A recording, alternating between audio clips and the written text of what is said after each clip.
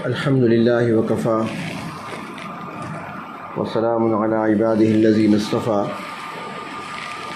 أما بعد فقال النبي صلى الله عليه وسلم الجهاد خلقي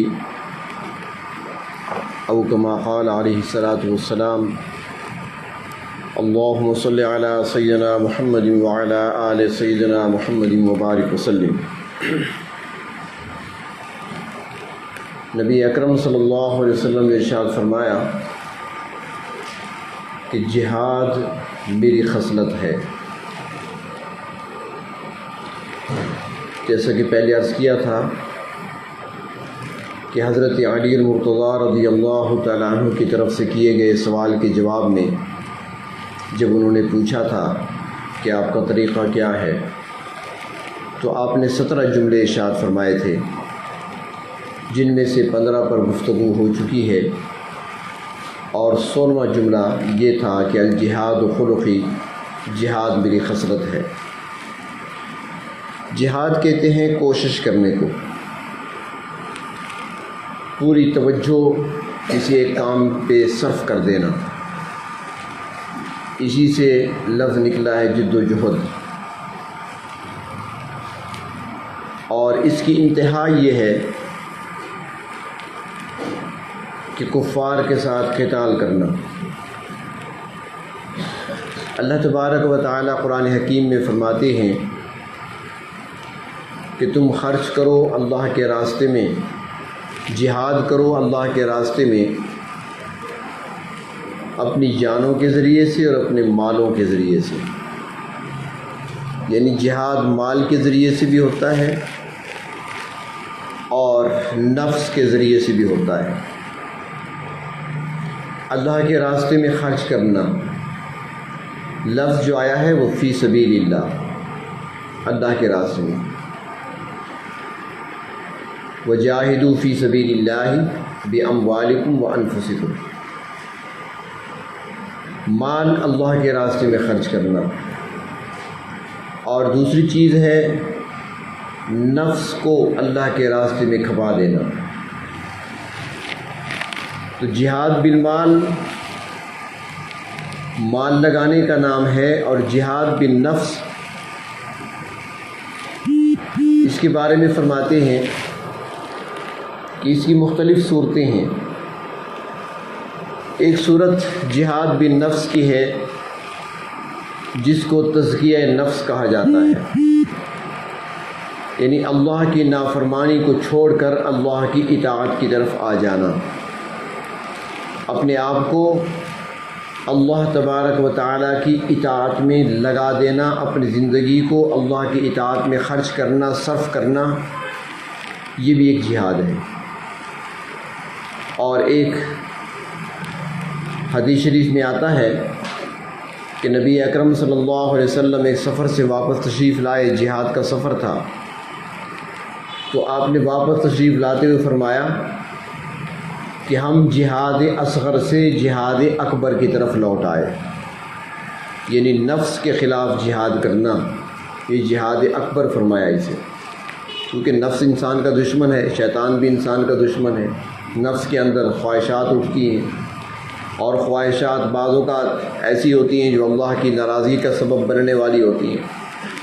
تو یہاں پر جہاد کرنا اپنے نفس کے خلاف، یعنی اپنے نفس کو پاکیزہ بنانا، اس کے اندر بری خواہشات جو اٹھ رہی ہیں ان کو دبا دینا اور ان کو اچھی خواہشات میں بدل دینا۔ دوسری قسم جو ہے جہاد کی، وہ ہے جہاد بالعلم، علم کے ذریعے سے جہاد کرنا۔ تو اس کی قسمیں ہیں، جہاد باللسان بھی ہے، جہاد بالقلم بھی ہے، اور یہ کام علماء کی ذمہ داری ہے۔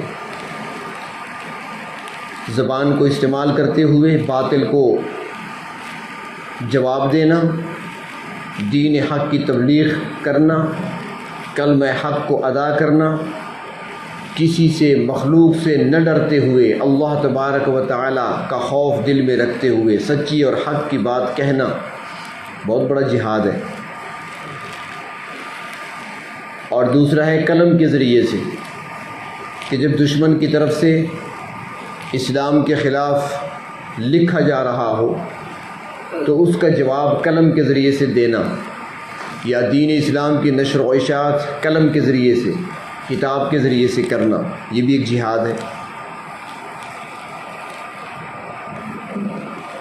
اور تیسری قسم جو ہے پھر وہ جہاد ہے جس کو قتال کہا جاتا ہے، جو کفار کے خلاف کیا جاتا ہے، اسلام کے خلاف اور پیغمبر اسلام کے خلاف صلی اللہ علیہ وسلم۔ شروع دن سے لے کر آج تک مختلف انداز سے اعتراضات کیے جاتے ہیں اور مسلمانوں کے ذہنوں کو خراب کرنے کی کوشش کی جاتی ہے۔ اس میں ایک جملہ یہ بھی کہا جاتا ہے جو ہر دور میں سنا گیا کہ اسلام تلوار کے زور سے پھیلا ہے۔ حالانکہ اسلام تلوار کے زور سے نہیں پھیلا، اسلام نے قتال کے لیے، جہاد کے لیے، جہاد بالنفس کے لیے، کفار کے خلاف لڑائی کرنے کے لیے کچھ اصول اور ضابطے بیان فرمائے ہیں۔ ایسا نہیں کہ جہاں کوئی ملے اسے مار ڈالو، ایسا نہیں ہے، بلکہ کچھ ضابطے مقرر فرمائے ہیں جو کسی دوسرے کے ہاں نظر نہیں آتے۔ مثال کے طور پر قتال کب کیا جائے، لڑائی کب کی جائے کفار سے، تو اس کی صورتیں بیان فرمائی ہیں۔ پہلی صورت یہ ہے کہ اگر وہ حملہ آور ہو جائیں، وہ تم پر حملہ کر دیں، تو اس وقت اپنا دفاع کرتے ہوئے ان کے خلاف لڑنا، یہ ایک صورت ہے جہاد۔ دوسری صورت یہ ہے کہ وہ مسلمانوں پر ظلم کرتے ہوں اور ان کا ظلم حد سے بڑھ جائے، تو پھر ہاتھ پر ہاتھ رکھ کر نہیں بیٹھنا، بلکہ پھر قتال کرنے کا حکم دیا گیا ہے پروردگار عالم نے۔ اور تیسری صورت یہ ہے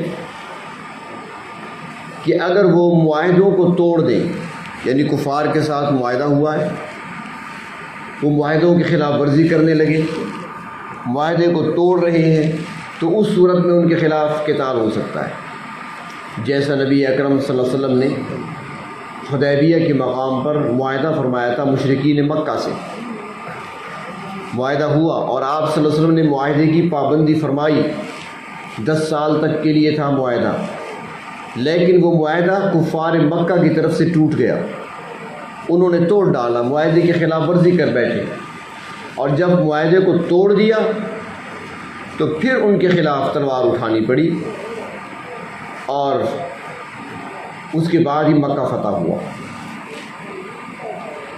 تو ان صورتوں میں قتال کیا جاتا ہے کفار کے خلاف، عام حالات میں نہیں۔ عام حالات میں تو اسلام نے مساوات کا درس دیا ہے، اسلام نے عدل کا درس دیا ہے، اسلام نے اخلاق کا درس دیا ہے۔ کئی واقعات ہیں، صحابہ کرام کے واقعات ہیں، نبی اکرم صلی اللہ علیہ وسلم کی اپنی حیات طیبہ میں کئی واقعات پیش آئے ہیں، اور اس کے بعد اسلامی تاریخ میں کئی واقعات ایسے پیش آئے ہیں، اور اس پر ساری تاریخ گواہ ہے کہ اسلام نے زبردستی کسی کو کلمہ نہیں پڑھایا، اسلام نے زبردستی کسی کو مسلمان نہیں بنایا، نہ کسی پر زبردستی کی ہے، بلکہ ان کو آزادی دی ہے کہ سوچ سمجھ کر ہی، غور و فکر کر کے ہی اسلام کو قبول کریں، اور اللہ کے ہاں بھی وہی مقبول ہوتا ہے کسی کا پڑھا ہوا کلمہ جو دل کی گہرائی سے نکلا ہو، صرف زبان سے نہیں۔ تو نبی اکرم صلی اللہ علیہ وسلم فرماتی ہیں کہ جہاد میری خصلت ہے۔ آپ صلی اللہ علیہ وسلم نے جہاد بھی کیے ہیں، قتال بھی کیے ہیں، لیکن اگر دیکھا جائے تو اس کی مثال آپ کو تاریخ انسانی میں نہیں ملے گی کہ آپ جہاد کے لیے نکلتے ہیں، دشمن کے خلاف قتال کرنے کے لیے نکلتے ہیں، لیکن ساتھ حکم یہ دیا جاتا ہے درختوں کو خراب نہیں کرنا، کھیتیوں کو ویران نہیں کرنا، بچوں پہ تلوار نہیں اٹھانی، عورتوں کو کچھ نہیں کہنا، جو مذہبی شخصیات ہیں ان کو قتل نہیں کرنا، ہدایات بھی ساتھ ہیں۔ ایسے نہیں کہ جو سامنے آئے مار ڈالو، آج کل بمباری کی جاتی ہے، بم گرا دیا، بچے بھی ہیں، عورتیں بھی ہیں، گناہ گار بھی ہیں، بے گناہ بھی ہیں، سارے مار ڈالے، ایسا نہیں ہے۔ بے گناہوں کو مارنے کی اسلام اجازت نہیں دیتا، جن کے ساتھ معاہدہ ہو چکا ہے ان پر ہاتھ اٹھانے کی اجازت نہیں دیتا، جو ذمہ ہیں، جو جزیہ دیتے ہیں ان پر بھی ہاتھ اٹھانے کی اسلام اجازت نہیں دیتا۔ اور ایک اور الزام لگایا جاتا ہے کہ مسلمانوں نے غلامی کو رواج دیا، انہوں نے باندیاں اور غلام بنائے، لیکن یہ بھی غلط ہے، اس لیے کہ باندیاں اور غلام یہ اسلام سے پہلے تھے، اسلام نے تو آ کر ان کا خاتمہ کیا ہے اس رواج کا۔ اسلام سے پہلے باندیاں بھی ہوتی تھی، غلام بھی ہوتے تھے، بکا کرتے تھے، انسان بکا کرتے تھے، منڈیوں میں باقاعدہ منڈیاں لگا کرتی تھیں، لیکن اسلام نے آ کر یکسر ختم نہیں کیا اور نہ ہو سکتا تھا، تدریجاً آہستہ آہستہ کم کرتے کرتے اس رواج کو دنیا سے مٹا دیا۔ یہ اسلام کی برکت سے ہوا ہے، اسلام نے رواج نہیں دیا، اور اسلام نے غلاموں کو ایک مقام اور مرتبہ عطا کیا ہے۔ مکہ فتح ہوا تو نماز کا وقت آ گیا، اذان کا وقت ہوا، اب قریش سردار بھی کھڑے ہیں، حضرت عباس ہیں، نبی اکرم صلی اللہ علیہ وسلم کے چچا ہیں، سردار ہی تھے، متولی تھے پہلے، حضرت علی المرتضیٰ کھڑے ہیں، صداقت کے تاجدار ابو بکر صدیق کھڑے ہیں، مراد پیغمبر حضرت عمر کھڑے ہیں، ذوالنورین جیسی شخصیت حضرت عثمان کھڑے ہیں، وفاؤں کے پیکر طلحہ اور زبیر کھڑے ہیں، یہ سارے حضرات موجود ہیں، نامی گرامی شخصیات ہیں۔ آج اذان کے لیے حکم کس کو ملتا ہے؟ ہر ایک کی خواہش تھی کہ شاید مجھے اجازت ملے، لیکن نبی اکرم صلی اللہ علیہ وسلم نے غلام کو حکم دیا، بلال کعبے کی چھت پہ کھڑے ہو کر اذان کہو، دنیا دیکھے کہ ہم نے غلاموں کو عزت دی ہے۔ حضرت زید غلام تھے، بعد میں آزاد کیا گیا انہیں، ان کا بیٹا ہے اسامہ، غلام کا بیٹا ہے، لیکن جہاں اللہ کے محبوب صلی اللہ علیہ وسلم گود میں حضرت حسن کو بٹھاتے ہیں وہاں حضرت اسامہ کو ساتھ بٹھاتے ہیں۔ اگر غلامی کا مقام نہ ہوتا تو ان کو جوتوں والی جگہ پر بٹھاتے، ان کو قریب نہ آنے دیتے، لیکن آپ نے حضرت اسامہ کو بھی گود میں لیا ہے، جس سے حضرت حسن حسین کو گود میں اٹھایا۔ اور فتح مکہ کے موقع پر جب نبی اکرم صلی اللہ علیہ وسلم مکہ میں داخل ہو رہے تھے، 10,000 کا لشکر ہے، آپ کے عزیز بھی ہیں اس میں، رشتہ دار بھی ہیں اس میں، لیکن اللہ کے محبوب صلی اللہ علیہ وسلم کی سواری پر، اونٹنی پر آپ کے ساتھ غلام کا بیٹا اسامہ سوار ہے۔ اور اس کے بعد بھی دیکھا گیا کہ غلاموں کو یہ مقام دیا کہ اگر تاریخ کو دیکھیں تو انسانی عقل حیران رہ جاتی ہے کہ اس زمانے میں مسلمانوں نے جو علاقے فتح کیے، جو صوبے تھے، بڑے بڑے صوبے تھے، آج کل تو ملک ہے نا، عراق بھی صوبہ تھا، شام بھی صوبہ تھا، تو ان صوبوں میں اگر غور کریں تو جہاں ایک گورنر ہوتا تھا وہاں پر صوبے پر نگران، وہاں ان کے ساتھ ایک مفتی بھی ہوتا تھا، سب سے بڑا مفتی، صوبے کا مفتی، اور یہ بڑا باعزت مقام تھا، بڑا باعزت عہدہ تھا، اور خاص شخصیت کو ہی ملا کرتا تھا۔ آج بھی دیکھ لیں چیف جسٹس جو ہوتے ہیں پاکستان کے، کیا مقام ہوتا ہے ان کا، اس زمانے میں اس سے بھی زیادہ تھا، کہیں وہ قاضی ہوتے تھے، قاضی القضاء ہوتے تھے۔ تو جب تاریخ کو ہم دیکھتے ہیں تو انسانی عقل حیران رہ جاتی ہے کہ مکہ مکرمہ میں سارے قریش موجود ہیں، لیکن مکہ مکرمہ کے سب سے بڑے جو مفتی ہیں اپنے وقت کے وہاں پر، وہ حضرت عطا بن رباح ہیں، جو کہ غلام تھے، وہ سب سے بڑے مفتی وہ تھے۔ شام سب سے بڑا صوبہ، اور اس صوبے کے جو مفتی تھے وہ حضرت مکحول تھے، وہ بھی غلام۔ اس طریقے سے جو کوفہ ہے وہاں کے جو مفتی تھے وہ بھی غلام تھے۔ 11 صوبوں کے جو مفتی تھے وہ غلام تھے، کچھ آزاد کردہ تھے۔ بلکہ آپ حیران ہوں گے کہ ایک بہت بڑا نام ہے، چاہے آپ تصوف کے سلسلے کو آگے بڑھائیں اور چاہے حدیث شریف کے سلسلے کو آگے بڑھائیں، تو سلسلہ جاتا ہے حضرت حسن بصری تک۔ حسن بصری ایک بلند نام ہے، اولیاء کی فہرست میں بھی اور علماء کی فہرست میں بھی۔ حضرت حسن بصری رحمۃ اللہ علیہ علی المرتضیٰ کے شاگرد ہیں، اور جب دیکھیں گے تو نظر آئے گا کہ حسن بصری بھی غلام تھے۔ خوابوں کی تعبیر دینے میں اس امت میں اللہ تبارک و تعالیٰ نے جس کو نام اور مقام اور مرتبہ عطا کیا ہے، محمد بن سیرین ہیں، ابن سیرین جن کو کہا جاتا ہے۔ آج بھی علماء اگر خوابوں کی تعبیر دیتے ہیں تو اس کی کتاب کا مطالعہ کرتے ہیں، تعبیر الرؤیا ان کی لکھی ہوئی کتاب ہے۔ امام مالک رحمۃ اللہ علیہ بھی اگر اپنے خواب کی تعبیر معلوم کرنی ہوتی تو ان کے پاس بندہ بھیجتے تھے کہ جا کر ان سے پوچھو۔ محمد بن سیرین، اور اگر دیکھیں تو محمد بن سیرین جو غلام تھے۔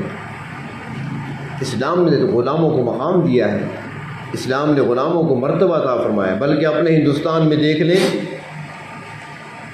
کہ ہندوستان کا ایک بادشاہ گزرا ہے قطب الدین ایبک، وہ بھی غلام تھا۔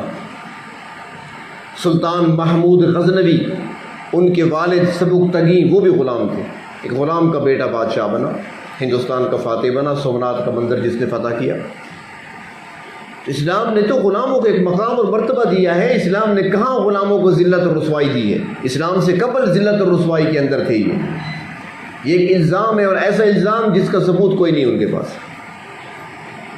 اسلام نے ظلم نہیں کیا، ورنہ اگر ایسا ہوتا، اگر اسلام انتقامی مذہب ہوتا تو انتقام لیا جا سکتا تھا اس موقع پر جس دن کہ مکہ فتح ہو رہا تھا۔ نبی اکرم صلی اللہ علیہ وسلم 10,000 کا لشکر لے کر آ رہے ہیں مکہ کی طرف، اور مکہ والے سارے کانپ رہے تھے، خوف زدہ تھے، نہ معلوم آج کیا ہوگا۔ سارے کے سارے پریشان تھے، سکون نہیں تھا انہیں، اطمینان نہیں تھا۔ اچانک وارد ہوا لشکر، ان کو پتہ ہی نہیں تھا۔ مسلمان اس خفیہ طریقے سے آئے۔ حدیث شریف میں آتا ہے نا کہ جنگ دھوکے کا نام ہے۔ دھوکہ کیا ہے؟ بس یہی دھوکہ دینا ہے، کسی کو پتہ نہ چلے، اچانک سر پہ پہنچ جاؤ، یہ دھوکہ ہے، یہ نہیں کہ جھوٹ بولنا ہے۔ تو اچانک مسلمان پہنچ گئے، انہوں نے تو رات کو دیکھا، جب آگ جلتی ہوئی دیکھی جگہ جگہ، بھئی آگ کیسے جل رہی ہے، اتنی جگہ آگ، جاؤ پتہ کرو۔ جب پتہ کرنے گئے، جا کر دیکھا تو وہ تو مسلمانوں کا لشکر ہے، اتنا بڑا لشکر، 10,000 کا لشکر، تو کچھ نہ کر سکے۔ اللہ کے محبوب صلی اللہ علیہ وسلم فاتح بن کر مکہ میں داخل ہو رہے ہیں، چاروں طرف سے آئے تھے، ایک طرف سے نہیں، چاروں طرف سے آئے۔ ایک دو جگہ جھڑپیں بھی ہوئی تھی۔ اکرمہ جو ابو جہل کا بیٹا تھا، اس نے مقابلہ کرنے کی کوشش کی لیکن شکست کھا کر بھاگ گیا تھا۔ یہ جہاں پر مسجد عائشہ ہے، اس سے تھوڑا سا آگے حرم کی طرف آئیں تو یہاں پر جنگ ہوئی تھی، ایک دو صحابہ کرام شہید ہوئے تھے، ان کی قبریں بھی وہیں پر ہیں، قریبی ہیں گلی میں۔ تو ایسی جھڑپیں ہوئی تھی لیکن بھاگ گئے تھے۔ اور اس موقع پر ایک طرف سے آواز بلند ہوئی، کسی نے نعرہ بلند کیا، الیوم یوم الملحمہ، آج انتقام کا دن ہے، آج بدلہ لیا جائے گا۔ کس طریقے سے سمیہ کو شہید کیا تھا، کس طریقے سے عمار و یاسر کو ظلم کی چکی میں پیسا جاتا تھا، کس طریقے سے حضرت زنیرہ کی آنکھوں میں گرم سلائیاں پھیری گئی تھی، کس طریقے سے بلال کو تم گرم بریت پر لٹا کر سینے پر پتھر رکھا کرتے تھے، کس طریقے سے تم نے ایک ایک صحابی کو تم نے پریشان کیا تھا، اللہ کے محبوب کے خلاف کتنے منصوبے تم نے بنائے تھے، یہاں تک کہ ان کو مکہ چھوڑنا پڑا تھا۔ اور مکہ چھوڑ کر جب جا رہے تھے، جب غار ثور سے نکلے، مدینے کی شاہراہ پہ آئے تو ایک ٹیلے پر کھڑے ہو کر مکہ کی طرف دیکھا، آپ کی مبارک آنکھوں میں آنسو تھے۔ فرمایا اے مکہ، چھوڑنے کو جی نہیں چاہتا، جہاں بچپن گزرا، جہاں لڑکپن گزرا، جہاں یادیں ساری زندگی کی وابستہ تھیں، جہاں جوانی گزری، جہاں 53 سال کا عرصہ گزرا، اس شہر کو چھوڑنا آسان نہ تھا۔ پھر وہاں پر اللہ کا گھر ہے، بیت اللہ ہے، وہاں پر زمزم ہے۔ تو آپ نے فرمایا کہ اے مکہ، چھوڑنے کو جی نہیں چاہتا تھا تمہیں، پر کیا کروں تیرے رہنے والے مجھے رہنے نہیں دیتے۔ آنکھوں میں آنسو تھے جب نکل رہے تھے، اور 10 سال 9 سال کے بعد جب فاتح بن کر داخل ہو رہے ہیں تو کسی نے آواز بلند کی، نعرہ لگایا کہ الیوم یوم الملحمہ، آج سارے مظالم کا ہم انتقام لیں گے، ایک ایک ظلم کا بدلہ چکایا جائے گا۔ جو تم نے مظالم ڈھائے تھے، جو تم نے پریشان کیا تھا، جو تم نے اذیتیں دی تھیں، آج بدلہ لیا جائے گا۔ کیسے تم کہا کرتے تھے اللہ کے نبی کو کہ یہ جھوٹے ہیں، کبھی تم کہتے تھے کہ یہ جادوگر ہیں، کبھی کہتے تھے شاعر ہیں، کبھی تم کہتے تھے کاہن ہیں، آج دیکھیں گے ایک ایک بات کا، تمہارے ایک ایک طنز کا بدلہ لیا جائے گا۔ یہ ایک جملے کے اندر ساری باتیں اللہ کے رسول صلی اللہ علیہ وسلم تک یہ بات پہنچی کہ کسی نے یہ نعرہ بلند کیا ہے۔ غالباً حضرت سعد تھے۔ اللہ کے رسول نے فوراً فرمایا کہ نہیں، جا کر اعلان کر دو الیوم یوم المرحمہ، آج رحمت للعالمین رحمتوں کے ساتھ آ رہے ہیں، آج کوئی انتقام نہیں لیا جائے گا، آج کوئی بدلہ نہیں لیا جائے گا۔ اور جب آپ پہنچتے ہیں حرم میں تو اعلان کرتے ہیں لا تثریب علیکم اليوم۔ میرے بھائی حضرت یوسف نے اپنے بھائیوں کے لیے کہا تھا کہ آج تم پر کوئی ملامت نہیں ہے، تو آج میں بھی تمہارے لیے وہی اعلان کرتا ہوں وَأَنْتُمُ الطُّلَقَاء، تم سارے آزاد ہو۔ اگر انتقام لینے والا مذہب ہوتا، یہ سب سے بڑا موقع ملا تھا انتقام لینے کا، اور وہ بے بس تھے، کچھ کر بھی نہیں سکتے تھے۔ اور صرف یہ نہیں کہ انتقام نہیں لیا، بلکہ نوازا ہے ان کو۔ فتح مکہ کے بعد غزوہ حنین ہوتا ہے، تو غزوہ حنین میں جو مال غنیمت آیا بہت زیادہ تھا، بہت زیادہ مال غنیمت۔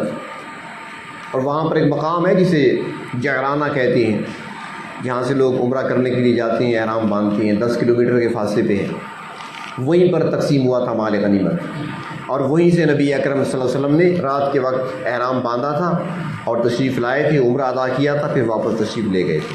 اس لیے اس سنت پر عمل کرتے ہوئے ہمارے حاجی صاحبان عمرہ کرنے والے وہاں سے احرام باندھ کے آتے ہیں جعرانہ سے۔ تو وہاں پر مال غنیمت تقسیم ہو رہا تھا، تو نبی اکرم صلی اللہ علیہ وسلم نے جو نئے مسلمان ہوئے تھے مشرکین مکہ میں سے، فتح مکہ کے موقع پر یا اس کے بعد جنہوں نے کلمہ پڑھا تھا، ان کو آپ صلی اللہ علیہ وسلم نے مال زیادہ دے دیا، کسی کو 100 اونٹ بھی دے دیے۔ تو انصار مدینہ میں سے کچھ لڑکوں نے کہہ دیا کہ اللہ کے رسول صلی اللہ علیہ وسلم ہمیں بھلا دیا ہم کو، اور ان کو زیادہ دے دیا، وہ کل مسلمان ہوئے ہیں، ہماری قربانیاں ہیں۔ بس یہ لڑکوں نے بات کہی، اللہ کے رسول صلی اللہ علیہ وسلم تک بات پہنچ گئی۔ آپ نے سارے انصار کو ایک خیمہ میں جمع فرمایا۔ جب سارے جمع ہو گئے تو آپ نے فرمایا کہ انصار کے علاوہ اور تو کوئی نہیں؟ انہوں نے کہا نہیں جی، ہم سارے بیٹھے ہیں اور کوئی نہیں ہے۔ فرمایا مجھ تک یہ بات پہنچی ہے، تمہاری طرف سے کہا گیا۔ تو انصار کے سردار کھڑے ہوئے، عرض کرنے لگے یا رسول اللہ صلی اللہ علیہ وسلم، جو بات آپ نے سنی ہے وہ ہم نے بھی سنی ہے، لیکن ہم میں سے کسی بھی سیانے بندے نے یہ بات نہیں کی، یہ 2-4 لڑکوں نے بات کی ہے ناسمجھی کی وجہ سے، ہم نے یہ بات نہیں کہی اور نہ ہم یہ کہہ سکتے ہیں۔ ہم ایمان لائے ہیں تو آپ کے ہر فیصلے پر ہماری گردن جھکی ہوئی ہے، آپ جو بھی کریں ٹھیک ہے۔ اور آپ صلی اللہ علیہ وسلم ان کے تالیف قلوب کے لیے، ان کے دلوں کو جیتنے کے لیے ان کو دے رہے تھے، کیونکہ ابھی وہ اسلام میں داخل ہوئے تھے۔ تو آپ صلی اللہ علیہ وسلم نے انصار سے مخاطب ہو کر فرمایا کہ کیا تمہیں یہ پسند نہیں کہ آج لوگ اپنے گھروں کو اونٹ لے کر جائیں، لوگ اپنے گھروں کو گھوڑے لے کر جائیں، لوگ اپنے گھروں کو سامان لے کر لوٹیں، اور تم اپنے گھروں کو محمد الرسول اللہ کو ساتھ لے کر جاؤ صلی اللہ علیہ وسلم۔ انصار مدینہ کے چہرے چمک اٹھے، کہنے لگے یا رسول اللہ ہم راضی ہیں، ہمیں کچھ نہیں چاہیے، بس آپ ہمارے ہیں۔ تو انتقام اگر لیا جاتا تو اس وقت لیا جاتا، انعام نہ دیا جاتا ان لوگوں کو، لیکن ان کو تو نوازا گیا ہے۔ تو اسلام نے جہاد کی اجازت بھی دی ہے، قتال کی اجازت بھی دی ہے، لیکن اس کے لیے کچھ شرائط بھی رکھی ہیں اور کچھ ہدایات بھی دی ہیں، کچھ اصول اور قوانین اور ضابطے بھی مقرر کیے ہیں، اور اگر انہی کے مطابق ہوگا تو پھر وہ ہوگا۔ اور اسلام نے قتال کو جو رکھا ہے جائز، اس میں نیت اخلاص نیت کا بھی لازمی رکھا ہے کہ رضا اللہ کی ہونی چاہیے، مال و دولت کا حصول نہیں ہونا چاہیے، دنیا حاصل کرنے کے لیے، اقتدار حاصل کرنے کے لیے نہیں، بلکہ اللہ کی رضا کی خاطر، اللہ کے دین کو سربلند کرنے کی خاطر۔ اور جب تک مسلمان اس پر قائم رہے، ان اصولوں پر، ان قواعد و ضوابط کی پابندی کرتے ہوئے اللہ کے راستے میں نکلتے رہے، تو اللہ کی مدد اور نصرت شامل حال رہی۔ اور جب سے دوسری نیتیں شامل ہو گئیں، اخلاص باقی نہیں رہا، اللہ کی رضا باقی نہیں رہی، تو اللہ تعالیٰ نے اپنی مدد بھی اٹھا لی۔ ورنہ اللہ تبارک و تعالیٰ کی مدد آج بھی اہل ایمان کے ساتھ ہے۔ اگر وہ درست راستے کا انتخاب کریں تو اللہ تبارک و تعالیٰ کی مدد آج بھی ساتھ ہے۔ ہمارے ساتھ افغانستان میں دیکھیں نا کہ وہاں پر 20 سال تک غلبہ رہا امریکہ کا، اس کے حواریوں کا، نیٹو کی افواج کا۔ 20 سال تک وہ کوشش، 20 سال تھوڑا عرصہ نہیں ہے۔ بچے جوان ہو جاتے ہیں، جوان بوڑھے ہو جاتے ہیں، بوڑھے قبروں میں چلے گئے۔ 20 سال ذہن سازی کی ان کی، 20 سال تک وہاں پر کام کرتے رہے، لیکن جو اللہ کی رضا والے تھے وہ اس کے جاتے ہی فوراً اٹھائے۔ تو پھر اللہ تعالیٰ نے دکھا دیا کہ میری مدد کیسے ہوتی ہے۔ 1 مہینے میں پورے ملک کو کنٹرول کر لیا، پورے 35 صوبوں کو، غالباً 34 یا 35 صوبے ہیں، سارے صوبوں پر کنٹرول حاصل کر لیا۔ لیکن اس میں یہ ہے کہ اللہ کی رضا شامل ہو۔ وہ دیکھ رہا تھا میں ایک جگہ، کوئی پوسٹ آئی ہوئی تھی کہ ایک علاقے میں جب گئے وہاں پر تو بھوکے تھے سارے نوجوان جو مجاہد تھے، بھوک لگی ہوئی تھی، اور دشمن کے علاقے میں گھس گئے۔ سامنے باغ نظر آ گیا ان کا، پھل لگے ہوئے ہیں۔ امیر نے حکم دیا کہ کسی پھل کو نہیں توڑنا، بھوک اپنی جگہ، امیر خود بھی بھوکا ہے، کسی پھل کو نہیں توڑنا، اس کی اجازت نہیں ہے، کسی نے پھل کو ہاتھ تک نہیں لگایا۔ جب اللہ کی رضا ہوگی اور اس طرح پابندی کی جائے گی تو اللہ کی مدد تو ہوگی۔ کہتے ہیں نا کہ فضائے بدر پیدا کر فرشتے تیری نصرت کو، اتر سکتے ہیں گردوں سے قطار اندر قطار اب بھی۔ فرشتے تو اب بھی آ سکتی ہیں مدد کے لیے، جس طرح بدر میں آئے تھے، احد میں آئے تھے، حنین میں آئے تھے، فرشتے آج بھی آ سکتی ہیں۔ ہم ٹھیک نہیں، ہم بدل جائیں تو سارا اللہ تعالیٰ کی مدد ہمارے ساتھ ہوگی۔ تو نبی اکرم صلی اللہ علیہ وسلم ارشاد فرماتی ہیں کہ الجہاد خلقی، کہ جہاد میری خصلت ہے۔ اور جیسے پہلے عرض کیا کہ جہاد کا معنی کوشش کرنا، اپنی توجہ کو ایک طرف ہی خرچ کر دینا، اور اسی سے جد و جہد ہے، پوری محنت کرنا۔ اور یہ محنت اگر اللہ کے دین کے لیے، اللہ کے دین کی سربلندی کے لیے ہو، چاہے وہ قلم کے ذریعے ہو، چاہے وہ زبان کے ذریعے سے ہو، چاہے وقت پڑھنے پر وہ قتال کی صورت میں ہو، اور چاہے اپنے نفس کے خلاف ہو، یہ سارا جہاد میں آتا ہے۔ یہ سارے کا سارا جد و جہد ہے، کوشش ہے، اور انسان نے ساری زندگی یہی کوشش ہی کرنی ہے کہ نفسانی خواہشات کو بھی دبانا ہے، شیطان کا مقابلہ بھی کرنا ہے، شیطان کے راستے پر بھی نہیں چلنا، اللہ تبارک و تعالیٰ کی رضا کو حاصل کرنا ہے۔ اور جو بندہ اللہ تبارک و تعالیٰ کی رضا کو حاصل کر لے گا وہی شخص کامیاب ہے، دنیا کے اندر بھی باعزت زندگی اسے ملے گی، اور آخرت کے اندر بھی وہ نجات حاصل کرے گا۔ اللہ تبارک و تعالیٰ ہمیں اپنے نجات یافتہ بندوں